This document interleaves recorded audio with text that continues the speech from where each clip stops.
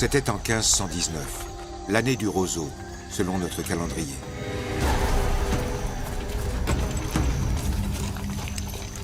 Un messager vint dire que des étrangers avaient pénétré dans l'Empire.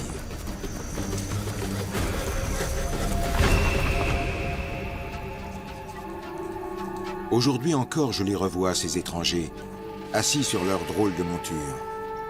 Ils avaient la peau très pâle. Certains d'entre nous les croyaient envoyés par les dieux.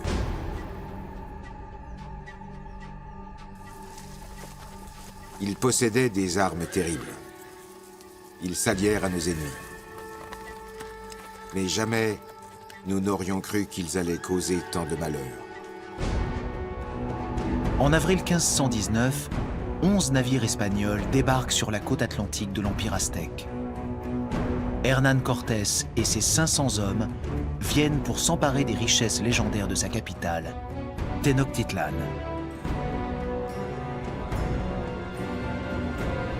La nouvelle de leur arrivée se répand rapidement.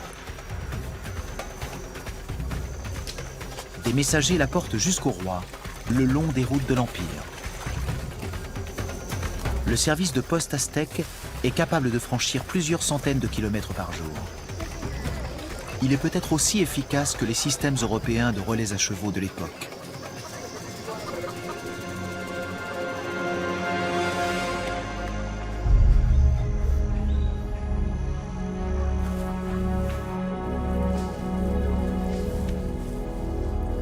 Notre souverain Moctezuma recevait chaque jour des nouvelles de la progression des étrangers.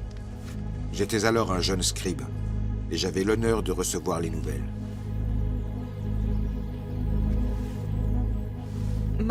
On ne peut pas dire que les Aztèques ne se doutaient de rien. Le souverain avait des espions. Il a été informé de la présence des Espagnols dès leur arrivée sur la côte du Golfe, et il avait des descriptions d'eux très précises. Moctezuma ne veut pas faire couler le sang inutilement. Aussi se montre-t-il affable envers les étrangers. Il avait un vaste empire. Il disposait de grandes unités militaires qui étaient très vite mobilisables. Donc je pense qu'il ne s'est pas senti tellement menacé par les Espagnols. C'était une erreur. Hernán Cortés et ses hommes sauront exploiter la trop grande assurance du souverain aztèque ou sa candeur. Ils atteignent les villages situés au-dessus de Tenochtitlan en novembre 1519.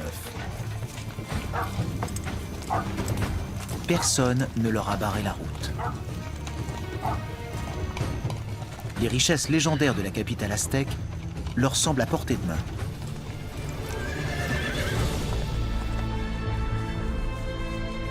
Les conquistadors sont ébahis à la vue de cette cité magnifique.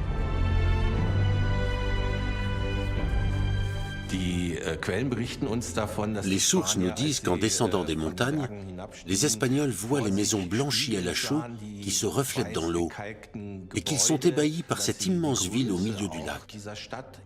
Ils n'ont jamais rien vu de tel. Certains compagnons de Hernán Cortés ont beaucoup voyagé. Ils connaissent Rome et d'autres grandes villes européennes. Mais la capitale aztèque éclipse tout ce qu'ils ont pu voir jusque-là.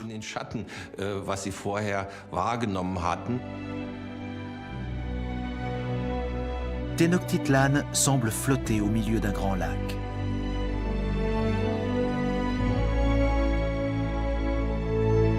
Elle compte alors 250 000 habitants.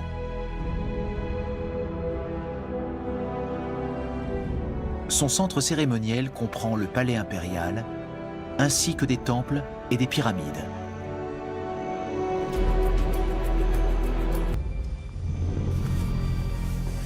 Le 18 novembre 1519, Hernán Cortés rencontre Moctezuma. Le dirigeant aztèque lui fait cadeau d'un somptueux collier et d'étoffes précieuses. En échange, le conquistador lui offre des perles de pacotille en verre. Pour le souverain, c'est un présent exotique, car les Aztèques ne connaissent pas le verre. Moctezuma fait entrer les Espagnols dans son palais.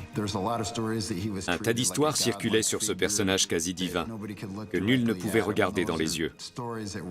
Elles ont fleuri durant la conquête, et même après, pour lui fabriquer une fausse image de despote oriental. Plus tard, pour justifier ses actes, Hernán Cortés dira que le souverain aztèque possédait des richesses incommensurables. Mais la réalité est tout autre. De telles histoires permettaient de broder, d'enjoliver la situation. Car en fait, la quantité d'or sur place était très décevante pour les Espagnols. Les archéologues n'en ont pas trouvé beaucoup non plus.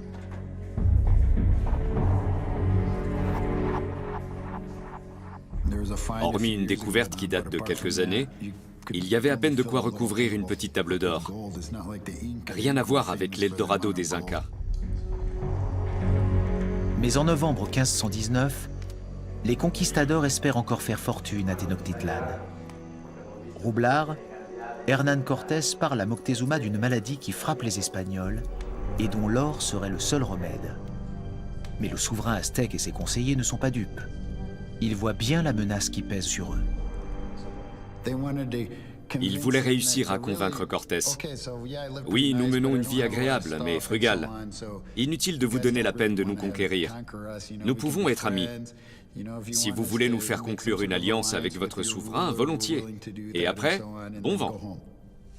Ils jouaient la carte de la diplomatie. Le Tlatoani, le dirigeant aztèque, invite les Espagnols à se rendre compte par eux-mêmes de la vie et des richesses de son peuple. Notre sage Tlatoani permit aux Espagnols de visiter notre ville. On m'autorisa à les accompagner. Les Espagnols sont très impressionnés par ce qu'ils voient. Hernán Cortés écrit au roi d'Espagne que la ville est magnifique. Ses compagnons et lui s'émerveillent en particulier devant le grand marché de Tenochtitlan. Ils n'ont encore jamais vu une telle foule. Le marché attire entre 20 000 et 40 000 personnes par jour. Les paysans des environs vendent leurs productions sous les arcades. Des marchands proposent des produits provenant des 4 coins de l'Empire aztèque. Le Tlatoani leur avait fait des cadeaux. Cela ne les empêcha pas de lui tendre un piège.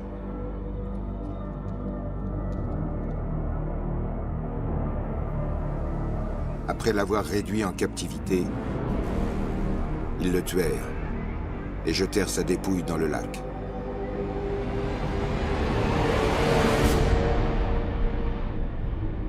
Les circonstances exactes de la mort de l'empereur aztèque font encore l'objet de débats.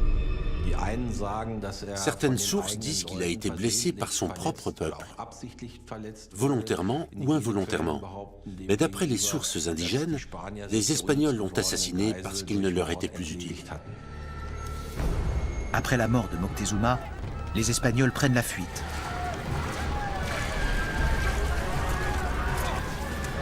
Ils tentent de quitter la ville par les ponts et les jardins flottants. 450 d'entre eux seront tués au cours de la Noche Triste, la nuit triste. Seuls une centaine de conquistadors échapperont au massacre.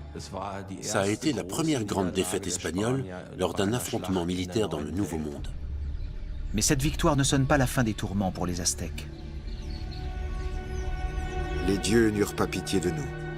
Notre peuple fut décimé par une maladie mystérieuse. Ma femme y succomba comme tant d'autres.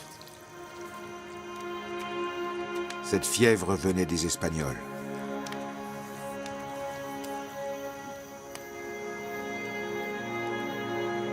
Les Espagnols apportent des maladies comme le typhus et la variole, qui font des ravages parmi la population.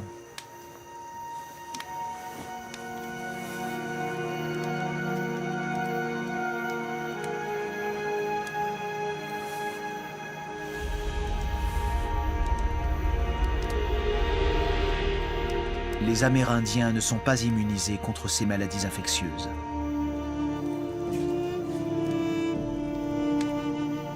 En l'espace d'un an, Tenochtitlan perd près de la moitié de ses habitants. Aouik ne vit pas notre fille grandir. Et la fin de notre peuple était proche.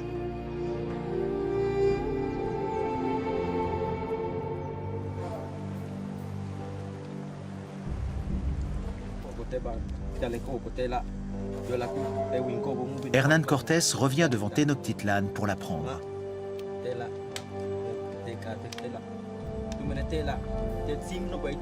Il s'est allié à des peuples ennemis des Aztèques qui ont une excellente connaissance du terrain.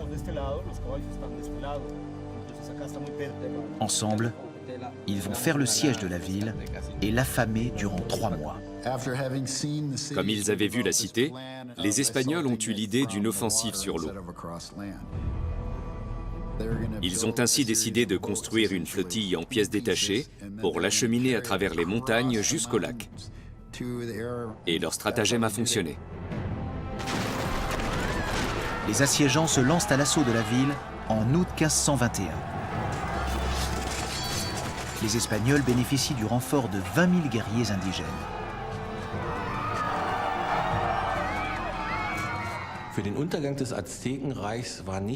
La chute de l'immense empire aztèque n'est pas le fait d'une poignée de conquistadors.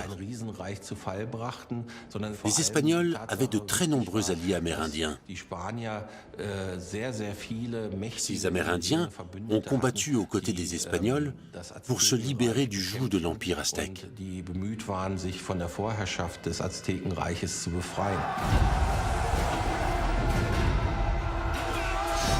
On se bat dans chaque rue. Les derniers Aztèques opposent une résistance acharnée à leurs assaillants.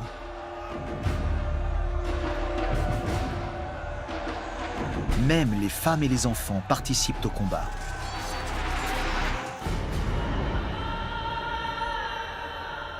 Mais la ville finit par tomber le 13 août 1521.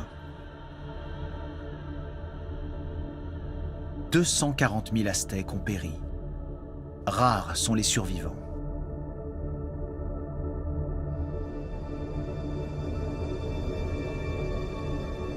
Je pus m'échapper, mais notre ville était perdue. Il ne reste plus d'elle que des chants de lamentation.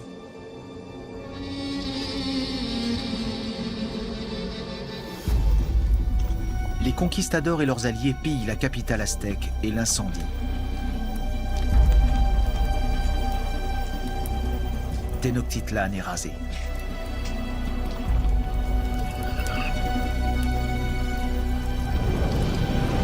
Après la chute de l'Empire aztèque, les Espagnols ont les mains libres pour créer un empire colonial au Mexique et en Amérique centrale.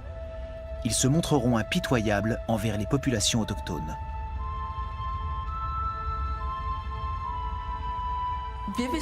Nous ignorons combien de temps l'Empire aztèque aurait pu se maintenir.